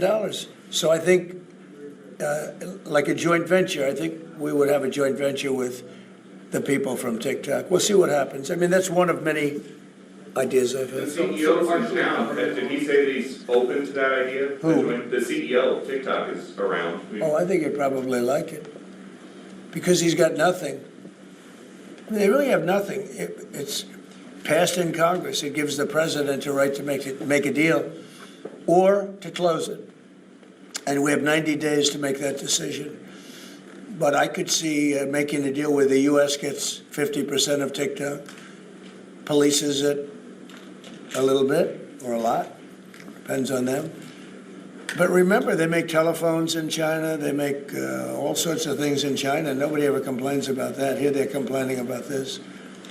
There's so many different products made in China, and nobody ever complained about it. The only one they complain about is TikTok. And TikTok is largely young people. I guess I have a warm spot for TikTok that I didn't have originally. But, I went on TikTok, and I won young people up by 36%, Peter. And Republicans typically don't do too well with young people. But it's a different Republican Party. Would the U.S. government buy a portion of TikTok then, or how would it get that 50%? No, you'd take 50% of TikTok for the approval that TikTok could continue in business. And they'd have a great partner. The U.S. would be their partner. But the U.S. essentially would be paid for doing that half of the value of TikTok. Motherfucker said you're going to give me half of TikTok. Fuck you. Could be, yeah. Could be a lot. Shut it down. Tell you what, every rich person has called me about TikTok. You wanted to block TikTok. Why did you change your mind? Because I got to use it. And remember, TikTok is largely about kids, young kids. If China's going to get information about young kids, I don't know. I think, to be honest with you, I think we have bigger problems than that. But when you take a look at telephones that are made in China and all the other things that are made in China, military equipment made in China, TikTok, I think TikTok. Well, let me know is if not Trump the shows biggest up problem. live somewhere. We'll watch it. But there's big value in TikTok if it gets approved. If it doesn't get approved, there's no value. So if we create that value, why aren't we entitled to like half? Sir, if you don't take it 90 days, will you shut them down? Does Biden ever do news conferences like this? How many news conferences, Peter, has he done like this? Like this? None. 0. and it would be zero for the next infinity. For infinity, it would be zero. Mr. President, when you plan to talk to President Musk, going to help implement the executive orders? I think you mentioned implementation in your opening Elon, answer. Elon's very busy sending rocket ships up to various places with lots of satellites on them. What is your reaction to the confirmation of Marco Rubio, and what does it mean for Latin America? Which one? Marco Rubio. Marco Rubio. You said Marco. Marco Rubio. Yeah, I think he's great. I think Marco's doing a fantastic job. I think he's going to get a lot of votes. I think he's going to be at 90% or something. I mean, I'm hearing very good. People know him. They know him in the Senate. They know he's good. He's doing a good job. I don't know. I can't tell you. I don't know what's going to happen with that. He's got some very strong ideas, though, Marco. You signed the TikTok order, right? Did you sign the TikTok order? Yeah. Yes, that was just signed. President Marco Rubio's ideas is Just signed it. How many did you still sign? changing Venezuela, changing power. Are you still committed with Maduro leaving power in Venezuela? Well, we're going to find out about that, too, because we're going to probably stop buying oil from Venezuela. We don't need their oil. Another embargo like the first term? No, it could be, but we don't have to buy their oil. We have plenty of oil for ourselves, so. President Trump. Of the vote. The Democrats didn't because they cheated like dogs, but I believe in the sanctity, and this was too big to rig. This last election was just too big to rig. Too big to rig. Really the opposite. When do you plan to speak to President Putin? Could be very soon. And you talked a bit about Ukraine and Russia, but how long do you think it would take to end that conflict? And I have to speak to President Putin. We're going to have to find out. He can't be thrilled. He's not doing so well. I mean, he's grinding it out, but most people thought that war would have been over in about 1 week. And now you're into 3 years, right? So he can't be thrilled. It's not making him look very good. Now, eventually, I mean, it's a big machine, so things will happen. But I think he'd be very well off to end that war. We have numbers that almost 1 million Russian soldiers have been killed. About 700,000 Ukrainian soldiers are killed. Russia's bigger. They have more soldiers to lose. But that's no way to run a country. What did your TikTok order do, Mr. President? It just gave me the right to sell it or close it. Essentially, with TikTok, I have the right to either sell it or close it. And we'll make that determination. And we may have to get an approval from China, too. I'm not sure. But I'm sure they'll approve it. And if they don't approve it, it would be somewhat of a hostile act, I think. But it's good for China if it gets approved. Mr. President, so you're not guaranteeing that TikTok will be around after 90 days from today? No, but it could very well be. It makes sense for it to be, because it's got tremendous value. But if we create the value by approving, in other words, that approval gives it tremendous value. If that's the case, then we should be entitled to 50% as a country. You understand? You haven't heard that one before, right? That's called a joint venture. And nobody ever thought that way before. Well, I don't know. I think you have a lot of people that would be interested in TikTok with the United States as a partner. Mr. President, what was it like walking into the Oval Office this evening? Oh, what a great feeling. One of the better feelings I've ever had. Do you like this town better now than in 2017? Well, we're very experienced now. You would say nobody's ever had experience like I have. I've dealt with some very good people. I've dealt with some very bad people, and I know who the bad ones are and the good ones are. Don't forget, I was very successful in primarily the real estate business. And people used to say, who's worse, a politician or a vicious real estate developer? And I'd always say, the real estate developer is far worse. But after about 3 months and getting to know scum like Adam Schiff and other people like that, I said, no, actually, real estate people are quite nice by comparison. You said you plan to speak with President Putin soon. What about President Zelensky, and what's your message? Yeah, I would, but he's told me he wants to make a deal. Zelensky wants to make a deal. How to make a deal, nerd? I don't know if Putin does. Show's over, nerd. He should make a deal. I think he's destroying Russia by not making a deal. I think Russia's going to be in big trouble. You take a look at their economy, you take a look at the inflation in Russia. So I would hope, I got along with him great, and, you know, I would hope he wants to make a deal. Mr. President, are you keeping U.S. sanctions on Russia until he makes a deal? Well, sanctions or tariffs. I think the word tariff is much better because it keeps your dollar stronger. I think tariffs are more effective. I mean, I use sanctions on Iran. Iran was broke.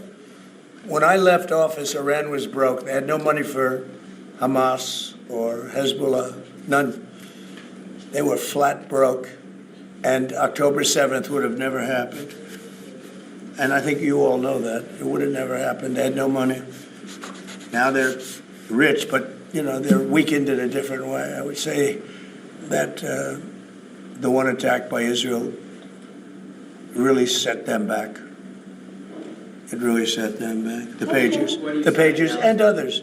You know, the attack on air defense was a bad attack for Iran. What are you signing now, sir? It's an executive order relating to reforms to the federal workforce, including to the senior executive service. We're getting rid of all of the cancer. I call it cancer. The cancer caused by the Biden administration. Yes, sir. How confident are you, Mr. President, that you can keep the ceasefire in Gaza and conclude the 3 phases of this deal? I'm not confident. That's not our war, it's their war, but I'm not confident. But I think they're very weakened on the other side. Do you support the 2-state Gaza, boy, I looked at a picture of Gaza. Gaza is like a massive demolition site. That place it's really got to be rebuilt in a different way. Do you plan to help rebuilding Gaza? I might. You know, Gaza is interesting. It's a phenomenal location. On the sea, the best weather. You know, everything's good. It's like some beautiful things could be done with it, but it's very interesting. But some fantastic things could be done with Gaza. How do you see the future in governance for Gaza? Well, it depends. I can't imagine you could have, well, you certainly can't have the people that were there. Most of them are dead, by the way, right? Most of them are dead. But they didn't exactly run it well.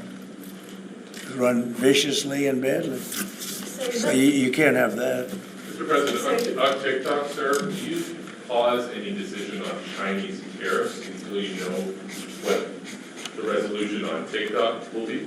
No, if China didn't approve it, we could put tariffs on China.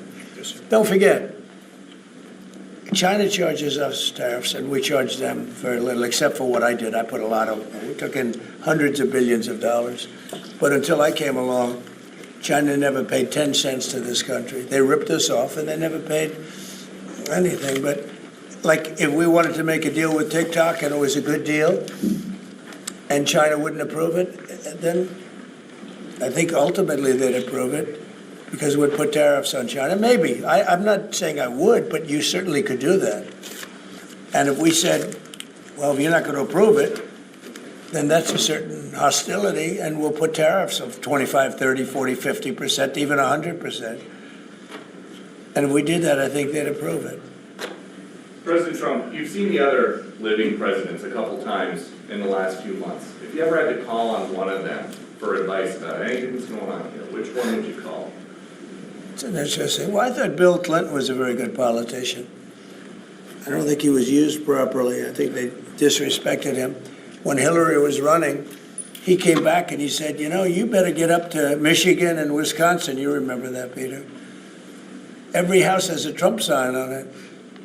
And they all laughed at him because the Republicans hadn't won Michigan or Wisconsin for decades, long time. And they all laughed at Bill Clinton. Like, the hell does he know?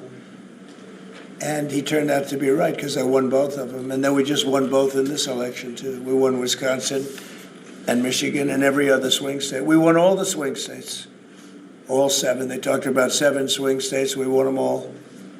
So, but Bill Clinton he had a great political sense, I think. You looked like you were having a good conversation with President Obama at President I Carter's was. funeral. And you'd like to know what it was? Oh. Everybody wants to know. I know, I wouldn't want to buy it. But we were having some crazy conversation. Why do you asking a question like that? I don't think you want to know. You might Can you tell us not, what you just signed? you might be insulted. It's an executive order relating to holding former government officials accountable for unlawful disclosure of sensitive information. This next one, sir, is a declaration of a national energy emergency. Sir, you also That's a big one. You know what that allows you to do? That means you can do whatever you have to do to get out of that problem. And we do have that kind of an emergency. President Trump, at some point will you use your powers of the presidency to tell Americans who are concerned about drones? Yeah, A few weeks good. ago, Yeah. what exactly I will. was happening? Can you tell us now? In fact, I'd like to know because I just got here. What do you think? I just came here. I've been here for what, 15 minutes now. Do people listening, because this is going out loud. And I got to read this letter too. Because of you, I found this letter. I can read it for you. It's interesting. Yeah, I know you would. Your father would too. But is it anything, these drones, is it anything that people need to be worried No, about? I think it's terrible. I would like to find out what it is and tell the people. And can you commit to some kind of... In fact, I'd like to do that. Could we find out what that was, Susie? Okay? Yeah, why don't we find out? Immediately. I mean, I can't imagine it's an enemy or there would have been, people would have gotten blown up all over. Maybe they were testing things. I don't know why they wouldn't have said what it was. They had a lot of them flying over Bedminster, which is interesting, right? And with the events today and yesterday, was everything moved inside just for cold weather, or was there some kind of security concern? No security. Because they had everything shut down to drones. You can shut that down pretty easily if you're sophisticated. They're very sophisticated, these people. No, it was just cold weather. And we made a good move because, first of all, I thought it was incredible in the Capitol today. You know why I liked it? Because I got great reviews on that speech. I got great reviews. Can you believe it? They actually were fair. Maybe the fake news is changing. Unleashing energy production. Yeah, unleashing energy production. But I thought it was, I think having it in the Capitol is great. It's obviously, you can take care of the people you have to take care of. The city was booming. And if we would have done it outside, people would have been hurt because it was really cold. It was looked sunny. But when you stood outside for 10 minutes, people were running back in. It was really cold and really windy. The wind brings it down a lot. So we made the right decision. You couldn't have stayed. I don't think you could have had it out. You know how cold it was today. It was, people went out for a little while just to test it. They couldn't stay out more than 10 minutes. They all came back in. So we would have had a disaster if we did that. And people would have been hurt. President, the unlawful disclosure, Leo, is that related to the Hunter Biden situation? Which one? The one on unlawful disclosures by federal officials, is that related to No, I think it's just more general than that. It's not Hunter Biden. I was surprised that President Biden would go and pardon his whole family because that makes him look very guilty. I could have pardoned my family. I could have pardoned myself, my family. I said, if I do that, it's going to make me look very guilty. I don't think I'd be sitting here, frankly. If I did that, I don't think I'd be sitting here right now because I would have shown that you're guilty. That's a good question. Would you have voted for Trump or brothers, if he would have pardoned himself and his whole family like Biden did in 2020, right before he left? Would you have voted for him in 2024? All of the documents. They deleted all of the information. There's no information. And a lot of the information pertains to Nancy Pelosi because she was given 100. But hey, that didn't happen. Imagine that. It's on tape with her daughter. Nancy Pelosi was responsible for not taking advantage of 10,000 soldiers or 1,000. You wouldn't have needed, you could have used 400. It was a relatively small crowd. It wasn't.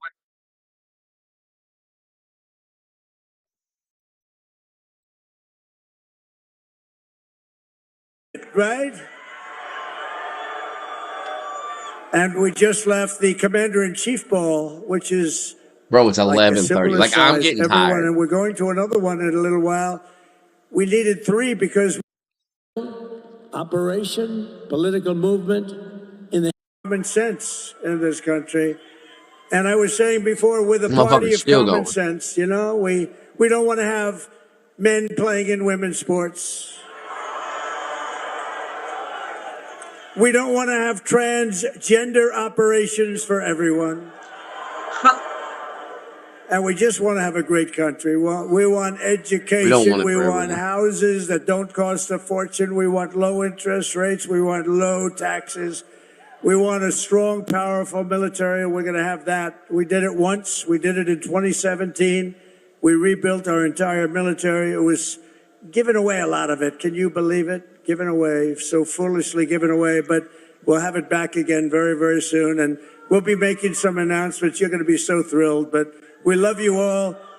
We're going to be, I'd like to say we are a great nation. We will soon be the greatest we've ever been, and that won't take long. So I want to thank you all for being here tonight.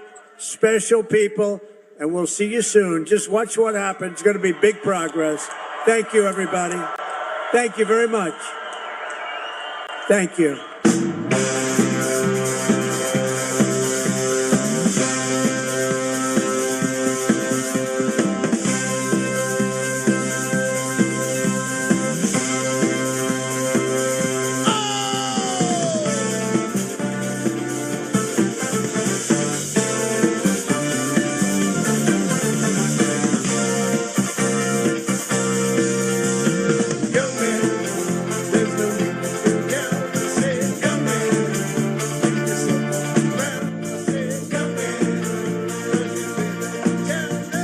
All right, there you have it. That was a fairly short speech from President Trump. He did speak for quite a while over at the Commander-in-Chief Ball, but kept it fairly brief there at the Liberty Ball. I do know now that the Starlight Ball is closed to all members of the media. There are no press allowed inside, so we'll get these two speeches and events, but that is it. It looks like all the performances as well have finished the up next here speech, you at the don't get to Liberty hear it. Ball as the Trump family heads out. You could see President Trump That's doing the one his where it signature says the dance N-word. there as he exits the stage with First Lady Melania. Do have to head to a quick 2-minute commercial break, but so much more coverage to get to in just a few. You're watching Live Now from Fox. We'll be right back. No cameras in that one.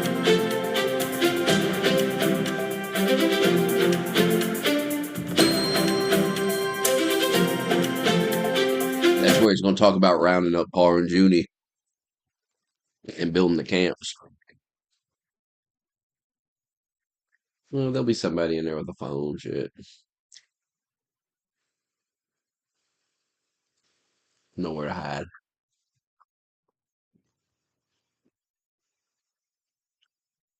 Well, I guess it's time for bed.